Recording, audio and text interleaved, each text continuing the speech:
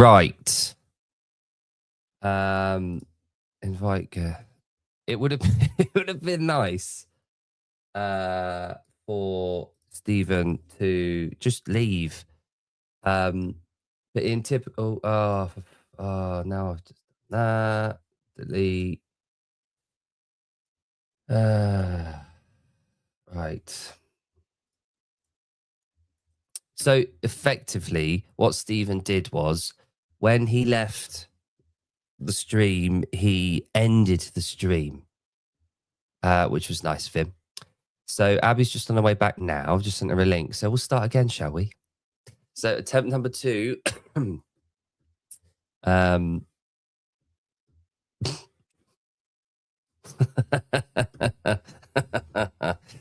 Oh dear. So Abby's just on her way.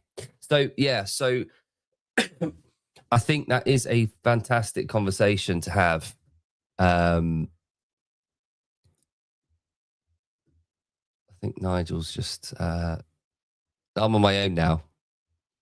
This is fantastic. Come join me live here. Now my coffee's gone. And here she is. Right. So right, there we go. There we go. So we're back. Oh, just knocked you over. We're back. That's all right. Nigel's back. Here we go. All the crew are here. Good. All that matters. So now that Stephen went off on a strop and ended the stream. Wanker. Yeah, no. Where were we? So we were talking about question then. So I've got 2 questions. One point and then one question. We kind of glanced on it like a so you said about like week 1 is always like your worst week because of the nature of it, right? So in the adaptive divisions, is it that within each of those divisions, so in your category, so not across the whole spectrum, obviously, is there, do you think, even bigger like sways in it week to week in terms of where people rank? Yeah, I've never thought of that. Yeah.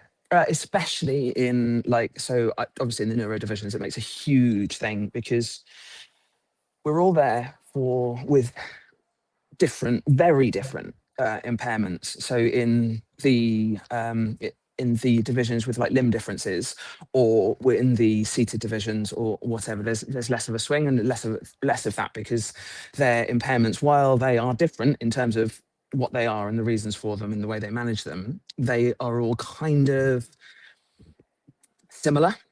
Whereas in the neuro categories, we're all really different. So people in my category, you've got people like me. So I have power and range of motion impairments. That's why I'm classified. So as I've said to you before, I have massive range of motion impairments in both of my ankles. I have massive power impairments in both of my hips. I have power and range of motion impairments in my right shoulder, my right wrist, and my right hand. My right elbow, however, fine. So it's my right side is more impaired, but my left leg is also impaired.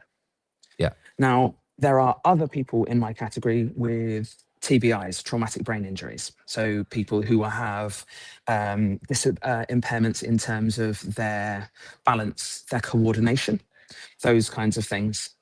You see a lot of people with AFOs, so ankle foot orthoses. So the leg splint things that go underneath your feet and up your calf. Yeah. So they're to stop things like foot drop because people can't hold their feet up, for example. So you see a lot of those in my division. You also get people with milder CP, cerebral palsy. Okay. They're in my division. There's people with Parkinson's. They're also in my division. So all of these different impairments to come together. So for me, my impairment mainly impacts things that we have to do bilaterally. So I can't use both arms. So obviously I'm impaired when we have to do things. If, for example, you have to do alternating sides of something, I can't. I just do it all on the same side. So that fatigue builds up much stronger. My speed is far more impaired than most people in my division. So moving, like I said earlier, moving up and down, that kind of thing. And that's also because I'm tall, but I cannot use that as an excuse because there's a couple of people taller than me. and they're also quicker. But I am significantly stronger than a lot of people who are faster than me. My gymnastics are far more impaired than other people's because I can't reach the rig with my right arm. So, and even when I can, it looks like my right arm is doing significantly more when I'm doing pull-ups. It's doing like it's a bicep curl on my right arm, and that's literally it when I'm doing a pull-up. So my left arm is taking probably about 80% of my body weight, and I'm fucking heavy. However, other people can't do, like, their strength is more impaired, or their ability to move could be more impaired. So you see these huge changes. So in this kind of workout, I would expect to be, if I get into the top 15, I'm going to consider that a win. Yeah. But we had the workout last year with rowing and the wall walks and the deadlifts and the awful one. Started with the 5 wall walks for you. Yeah. Terrible. Yeah. Hated that. That one I came second in. Wow. Because my impairment, that was a few moves. So for us, we had deficit push-ups instead of wall walks, because we can't. There's a lot of people in our country, if they've got brain injuries, they can't invert at all. So it's a really bad idea. So just don't do it. But if my feet are still rowing, I'm very good at that. Like, I was a classified para rower before. So, and I had to relearn how to do it in a C2 rather than in a boat, but that's not the point. So I'm pretty good at that. And give me a light barbell, because I've had to work so much on the strength of my left arm. So I'm considered to be one of the stronger ones in the category. So give me a barbell, I'm fine. Yeah. As long as it's not overhead. Yeah. So that's a really interesting thing, because a difference, I think, between able-bodied like divisions is that you don't see as much like variance between what you're good at and what you can't do, because there's not as many hurdles there in terms of training, and that like you talked about, those problem-solving issues that you have, like with the ball getting over the box. Because there's not that issue, it's just a case of, obviously there's biological differences like limb lengths and all that kind of shit, but then Colt Mertens dominates the workout and knocks every tall person, to shame. Yeah, everything we thought is true is just clearly not true. There's gonna be things like that crop up now and again, but in terms of like just your average, not your average, but your day-to-day CrossFit at the gym, across the board, there's not going to be that much difference between the people, and it's just purely down to work throughout the year and then how hard they're willing to go. But when it comes to the adaptive divisions, it is literally the like Rubik's Cube of, how do I do this? How do I get over this? How do I get around it? That problem solving element. And in some respects, away from the obvious, it adds another completely cool element to it, where you have to do all this kind of stuff. Like from an outsider's perspective, it's pretty cool. It's like I said to Nigel yesterday, and to you at the time, when we were at Adaptive, that was one of the cool things for me from a programming perspective, and watching it, the adaptions made, and do they marry up? Do they equal to kind of the same thing across the board for everyone? That's really cool. They say the art is in the programming. Yeah. The art for the adaptives, it really is. The art is in the programming. Because if you program something that is appropriate for me, there's going to be someone else, even in my division, whose impairment is holding them back. And this is the whole thing. No one's impairment should be, I will fuck you up, Nige. No one's impairment should be holding them back. It should be their fitness. You should look at the list of eligible impairments. And if there is one person in a category whose impairment means they cannot do that thing should not be programmed. Because that means you are not testing for the fittest, you are testing for the least disabled. Yeah. The instant you start having unbalanced competitions, so that means competitions where everything And you see this in a lot of kind of local competitions where everything is just about how fast can you do a thing. That is not fair for the people in my category whose speed is more impaired. But then equally, if it's only 1 rep maxes, Yes. which I'd love, Yeah. Yeah. because I'm less impaired than others in that way. But that's Yeah. kind of the thing. You have when it comes to programming adaptive competition, you have got to think about much more broadly than this is the test of fitness. You've got Yeah. to think about how that works and how that impacts for the individuals you've got involved and their impairments. Will have got a huge challenge to be able to do that. Yeah. And this is what we talked about all along. Like we had this conversation when you were on the first time, was like, I think from like coaching perspective across the board, more coaches should see the challenge and accept the challenge of this. They just don't have the exposure, and we talked about having fear around it, and that kind of thing. And the more we can make this attractive in terms of just if you just simply went from a problem solving, like logistical art of programming perspective, the amount of people that would get involved that way. And one person that I'm really happy we've got on, I've got Craig on from Alt Movement on the 10th of March. Oh, brilliant. So, I love him. A couple of weekends time, or next week. Yeah. Tuesday, I think it is. And this is one thing I want to talk to him about, is that one, how did he get into it in the first place? Obviously, he had his one client that he delved into and grew this from. But like over the years of doing it, like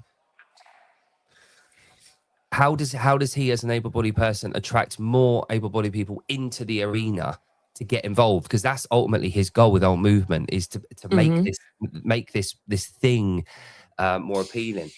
And I was talking to him the other day online the other day after the event. And one thing that I've always struggled with is my mother-in-law.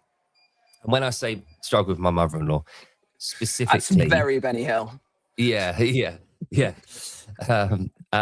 So she is in the 65 plus division currently. So she's 60, she's turning 68 in a couple of weeks' time. She's been to the games twice in the Masters. She's won Wadapalooza. She's a decent athlete, always has been in her youth. She won the British weightlifting champs in the 80s. She's a marathon runner, perfect for CrossFit, right? Now, the one thing visually that I see holding her back in a trainer is that intensity. Like on the echo, on burpees, the speed, the tempo of the reps, the perceived effort, like from my perspective when I'm watching her, I don't feel like the intensity's there. But I do have to remember she's fucking 68. Like the intensity at that level, her RPE is like 9 out of 10. And I need to remember, and you talked about this, the unconscious bias, you talked about this, and my unconscious bias is, I'm talking from my perspective as a relatively fit and healthy 40-year-old that's turning 41 in a couple of weeks. I'm like so many years ahead of you, babes. Don't worry about it. Yeah, but again, like I was talking to Connor, who's 25 at our gym, who within an hour of that workout being released on Thursday, he went to the gym and did it, because I texted him saying, and the reason I found out is, well, did you write this workout? It is literally his perfect workout. He hasn't done intensity for about 6 months. He's been on a power block. He's been veering away. He's going skiing this weekend, so he isn't open ready, but he went in and did it, and he got 18 reps shy of completing it without I hate people like that. Right. And the thing is, he's like, I reckon if I'd have been training hard, I could get it done. But when I watch him training, I have this barometer, like this barometer world. Have you heard about that? There's barometer world in Somerset. There's a museum all about barometers. Anyway, so you've got this like spectrum in the gym of like, I've got my mother-in-law that I watch, who I feel like, come on, move quicker, like you got intensity. And then Connor's over here as a 25-year-old who I watch, and I'm like, how do you move that quick? How are you going that fast? How are you nearly finishing this workout? And I'm in the middle now, and I'm like, I'm looking that way and I'm looking that way, and I'm like, oh, I can see both ends of this spectrum now. And I think with experience, and when as we get more exposure to different groups of people and understanding and educate ourselves, we have so much more to offer and to be part of, and we respect so many more people and see through our initial everyone should be like me thing, and then we can actually contribute and help and raise these people. And Very much. So I want to talk to Craig about where that was for him, because clearly that's years ago for him. And I'm kind of like, right, where did that happen? How have you developed that? And what are you doing now? Because I want to know everything about that, because I think that's a really cool thing. Well, equally, when it comes to like things like intensity, you've got to remember that, especially for people like us. Sorry, I'm starting to get prepped now, getting some electrolytes. Here we go. Come on. You've got to remember that high intensity looks different on everyone. So for me, I will never I lie. Very, very rarely in training will I go to a 9 or 10 out of 10. And the reason for why is because if I do, I'm going to seize. It's not a seizure. Like I said, it's pseudo seizures. I'm going to be crashing on the floor, and I'm going to be shaking and all sorts. And it takes, so obviously when I was going yesterday, that is in fact what happened. At the end of the workout, I just collapsed, passed out, was all over the floor. And now we are nearly 24 hours later.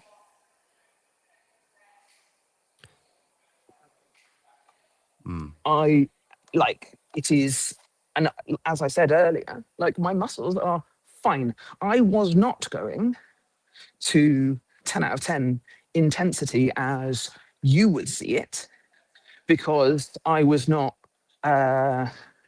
breathing as heavily as you would have expected me to. I'm not moving as quickly as you would have expected me to, all of that stuff. However, I was going to the level of neural fatigue, neural intensity for me. And that's the kind of thing that we've got to consider with some adaptive athletes as well. And you saw Lauren on the live stream when she was doing this. So for her, again, when we're thinking about fatigue, this is not just about physical fatigue that we're thinking about for any adaptive athlete.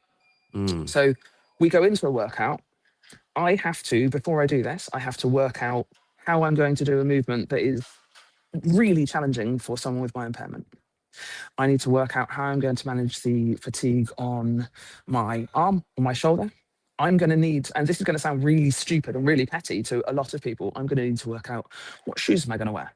Now, for me, that's really important because my ankle mobility, I have no stability in the bottom of a squat if I'm not wearing really solid, stable shoes.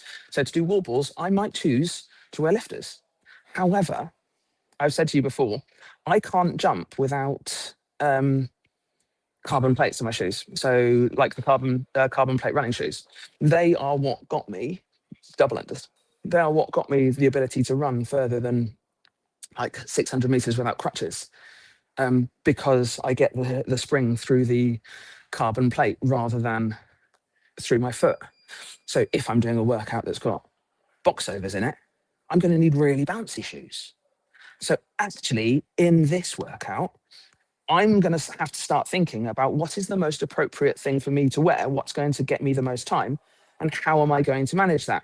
Someone like Lauren, you saw going in, she had her knee locked straight on her prosthetic leg because she's got the choice about whether to have it straight or whether to switch that lock off and have it be able to move. She knows that going into a box over, having it locked is the only way for her to do that. That means she then can't get the leg drive with her good leg when she's doing those wall ball pull presses.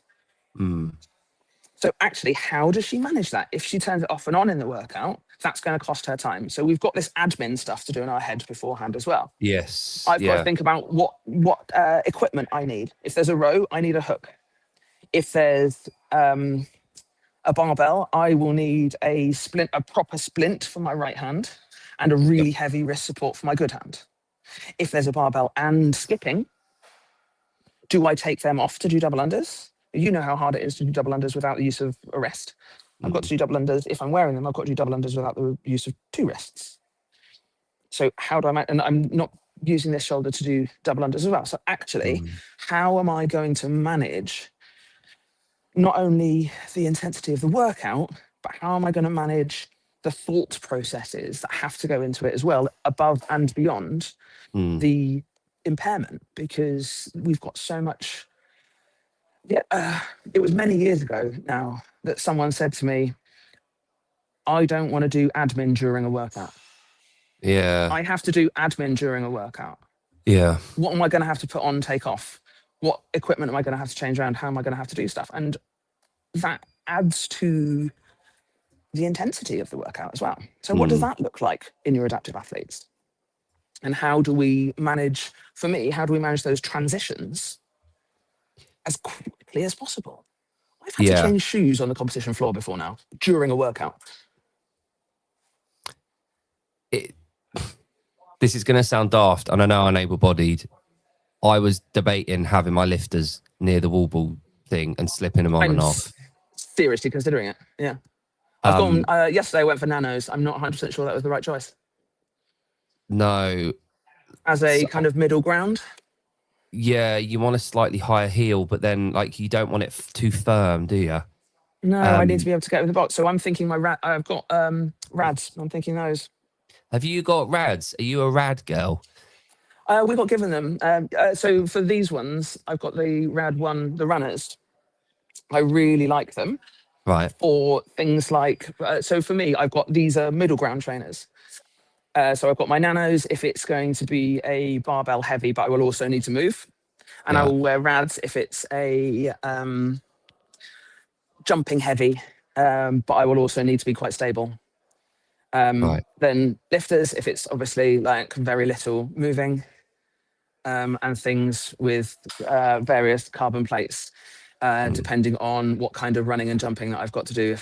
If I don't really need any stability. So I've got like 5 or 6 different pairs of shoes from different things that do different jobs in each workout. I'm terrible to travel with when we go to competitions. So there you go, Rad. If you are after your newest ambassador, you got a British Games athlete promoting your gear live online. Their shoes are incredible. The Rads are what I would use. They are what I choose to use to get over a box mostly, because they give me enough pushback to be able to get my leg high enough.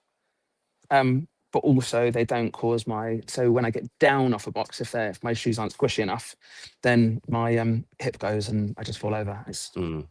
I mean, it's quite funny, not helpful, but you know. Yeah. So sorry, I'm taking drugs whilst we're on camera. That's so right. I need to take good. Headline there is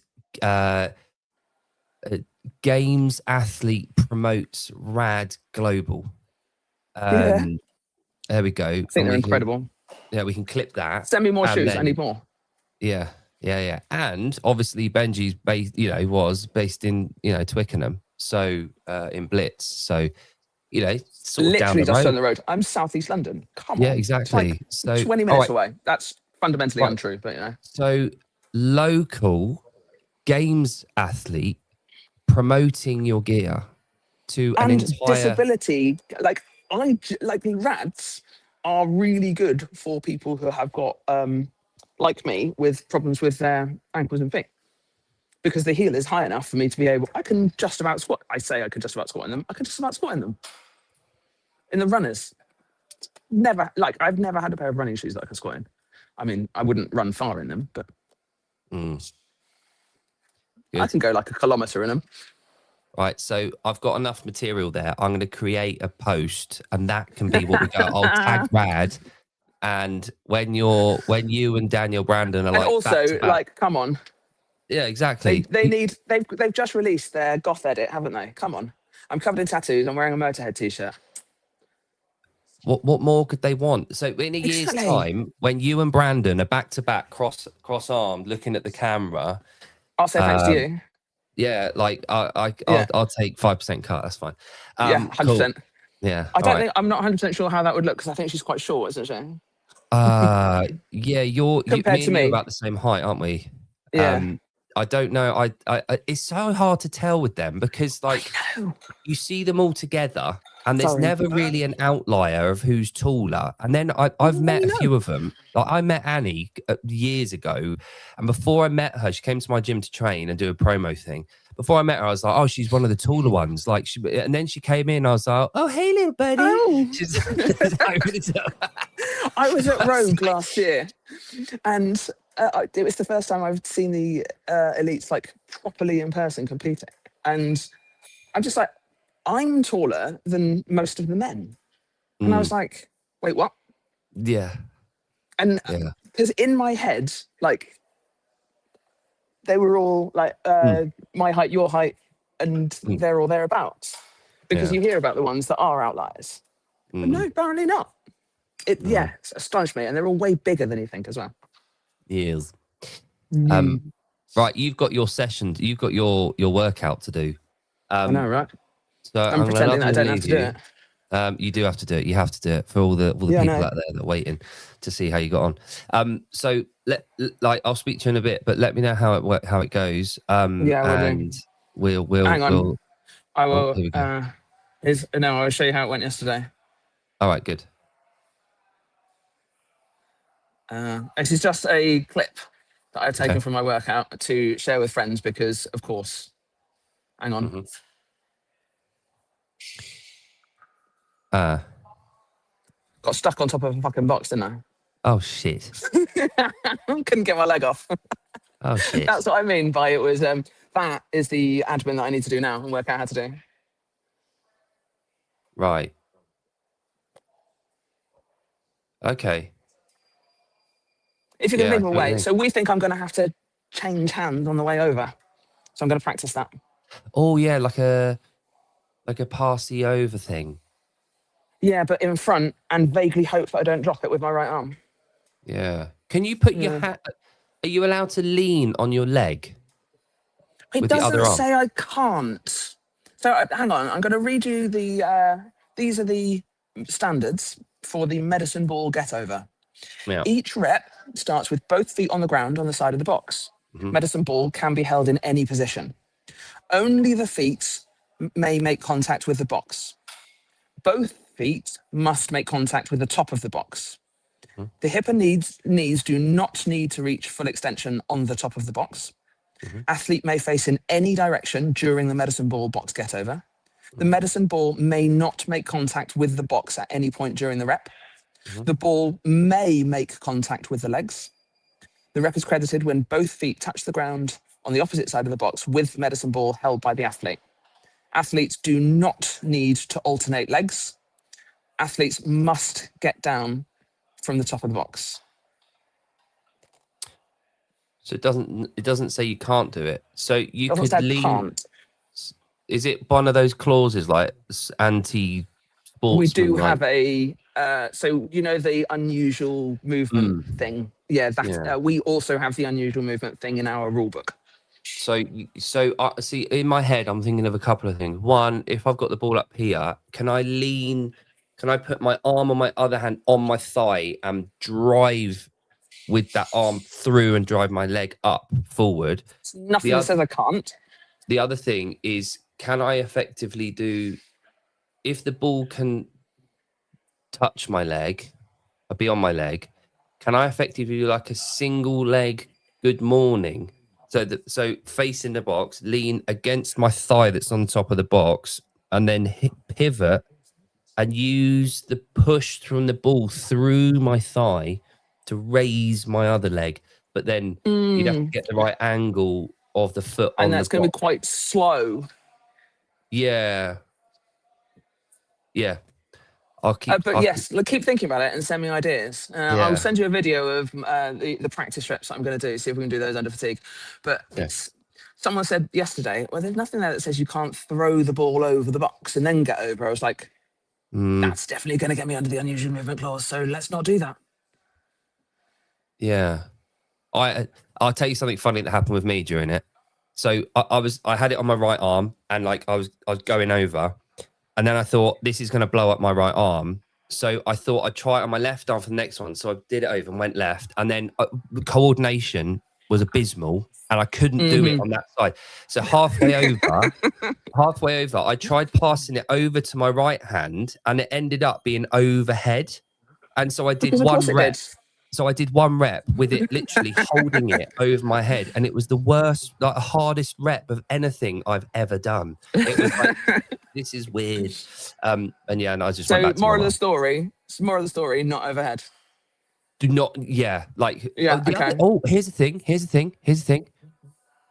You know that weird thing where people do like lunges and they kind of scoop the dumbbells forward to drive momentum, to drive them up. Ooh.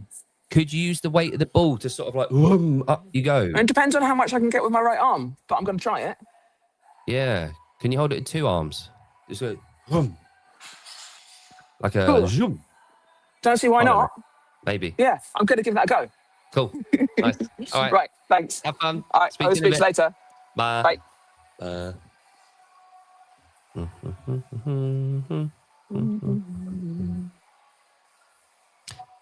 Bye.